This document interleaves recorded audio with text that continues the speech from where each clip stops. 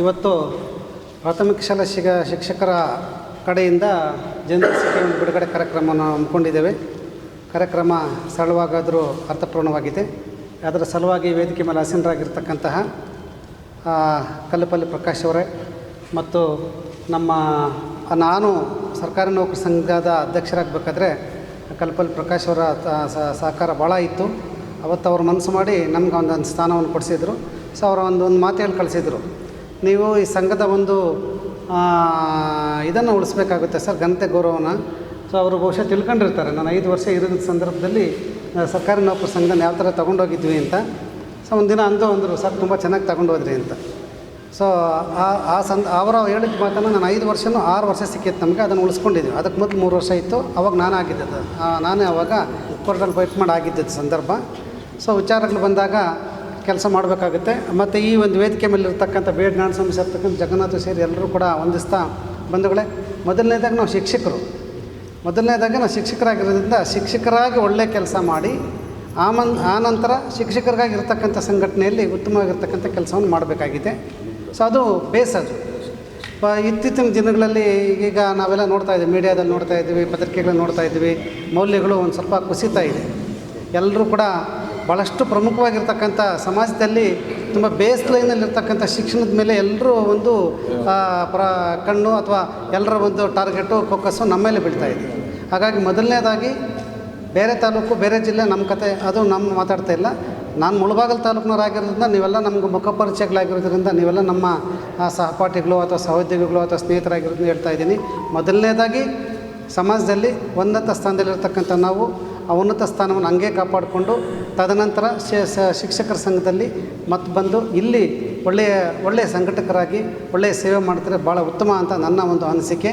So ಅದರಲ್ಲಿ ಉತ್ತಮ ಶಿಕ್ಷಕರಾಗಬೇಕು, ಆಮೇಲೆ ಸಂಘಟನೆಗೆ ಬರಬೇಕು, ಸಂಘಟನೆಯಲ್ಲಿ ಒಳ್ಳೆಯ ಒಂದು ಗುಣಮಟ್ಟದ ಸೇವೆ ಕೊಡಬೇಕು ಅಂತ ನನ್ನ ಒಂದು ಅನಿಸಿಕೆ, ನನ್ನ ಒಂದು ಆಶಯಗಳು. ಆ ನಿಟ್ಟಿನಲ್ಲಿ ಹೇಳೋದಾದರೆ ನಾನು ನೋಡ್ದಂಗೆ ನಿಸ್ವಾರ್ಥ ಸೇವೆ, ನಿಷ್ಪಕ್ಷಪಾತ ಸೇವೆ ಮತ್ತು ಸಾಮಾಜಿಕ ನ್ಯಾಯದ ಸೇವೆ, ಯಾವುದೇ ತಾರತಮ್ಯ ಮಾಡದೇ ಇರತಕ್ಕಂಥ ಸೇವೆ, ಗುಣಮಟ್ಟದ ಸೇವೆ, ತ್ವರಿತವಾಗಿರ್ತಕ್ಕಂಥ ಸೇವೆ ಕೊಡೋದರಲ್ಲಿ ಜಗನ್ನಾಥ್ ಅವರು ಪ್ರಾಥಮಿಕ ಶಾಲಾ ಶಿಕ್ಷಕರ ಅಧ್ಯಕ್ಷರಾಗಿದ್ದಾಗ ನಾನು 10 ವರ್ಷ ನೋಡಿದ್ದೇನೆ. ನಾವು ಜೊತೆಯಲ್ಲಿ ಇದ್ದಂಥವರು ಹಲವಾರು ಸಂದರ್ಭಗಳಲ್ಲಿ ಸೈದ್ಧಾಂತಿಕವಾಗಿ ಭಿನ್ನಾಭಿಪ್ರಾಯ ಬಂದಾಗ ಒಬ್ರಿಗೊಬ್ಬರು ನಾವು ಮಾತಾಡ್ಕೊಂಡೇ ಇದ್ದೀವಿ ಮತ್ತು ಜೊತೆಯಲ್ಲಿ ಹೋಗಿದ್ದೀವಿ. ಯಾಕೆಂದರೆ ಸಮಾನ ಆಶಯಗಳು ಹೊಂದಿರೋದ್ರಿಂದ ಯಾವುದೇ ರೀತಿಯಾಗಿರ್ತಕ್ಕಂಥ ಒಬ್ರಿಗೊಬ್ಬರು ಸರಿಪಡಿಸಲಾಗ್ತಕ್ಕಂಥ ಭಿನ್ನಾಭಿಪ್ರಾಯಗಳು ಇರಲಿಲ್ಲ. ಸೊ ಭಿನ್ನಾಭಿಪ್ರಾಯಗಳು ಬಂದಾಗ ಮಾತಾಡಿಕೊಂಡು ಸರಿ ಮಾಡ್ಕೊಂಡಿದ್ದೀವಿ. ಯಾಕಂದರೆ ಇಬ್ಬರದ್ದು ಸಮಾನವಾಗಿರ್ತಕ್ಕಂಥ ಆಶಯಗಳಿರೋದ್ರಿಂದ ನಾನು ಹೇಳ್ತಾ ಇದ್ದೀನಿ, ಒಳ್ಳೆಯ ಒಂದು ಸೇವೆ ಕೊಡ್ತಕ್ಕಂಥವ್ರು ಜಗನ್ನಾಥರವರು. ಸೊ ನಾವೆಲ್ಲ ಭಾಳಷ್ಟು ಆಶಯ ಇಟ್ಕೊಂಡಿದ್ವಿ ಒಂದು ಒಳ್ಳೆಯ ಸರ್ಕಾರಿ ನೌಕರ ಸಂಘದಲ್ಲಿ ಆಗುತ್ತೆ ಅಂತ. ಅದು ಎಲ್ಲರಿಗೂ ಗೊತ್ತಿರ್ತಕ್ಕಂಥ ವಿಚಾರ. ಅದು ಯಾವ ರೀತಿ ವ್ಯಾಪಾರೀಕರಣ ಆಯಿತು ಏನಾಯಿತು ಅಂತ. ಇಡೀ ರಾಜ್ಯದಲ್ಲಿ ಎಲ್ಲ ಕಡೆ ಸಭೆಗಳು ಮಾಡೋದ್ರಿಂದ ನಮ್ಮ ತಾಲೂಕಲ್ಲಿನೂ ಪರಿಚಯದ ಕಾರ್ಯಕ್ರಮ ಕೂಡ ಆಗಿಲ್ಲ. ಇದು ಎಲ್ಲ ಕಡೆ ಪರಿಚಯದ ಕಾರ್ಯಕ್ರಮ ಆಯಿತು, ಎಲ್ಲ ನಡ್ಕೊಂಡು ಹೋಗ್ತಾ ಇದೆ. ಸೊ ಅದನ್ನು ಇಲ್ಲಿ ಇದರ ವೇದಿಕೆ ಅವಶ್ಯಕತೆ ಇಲ್ಲ. ಸೊ ಇವತ್ತಿನ ದಿನ ದಿನದರ್ಶಿಕೆಗಳನ್ನು ಕೊಡ್ತಾ ಇದ್ದೀವಿ. ಸೊ ನಾವು ಸರ್ಕಾರಿ ನೌಕರ ಸಂಘ ಇದ್ದಷ್ಟು 8 ವರ್ಷಗಳು ಕೂಡ ಅದನ್ನು ಕೊಟ್ಟು ನಾವು ಎಲ್ಲ ಟೀಚರ್ಸ್ಗೂ ಎಲ್ಲ ನೌಕರಿಗೂ ಸಹ ಅದನ್ನು ಕೊಡ್ತಾ ಇದ್ವಿ.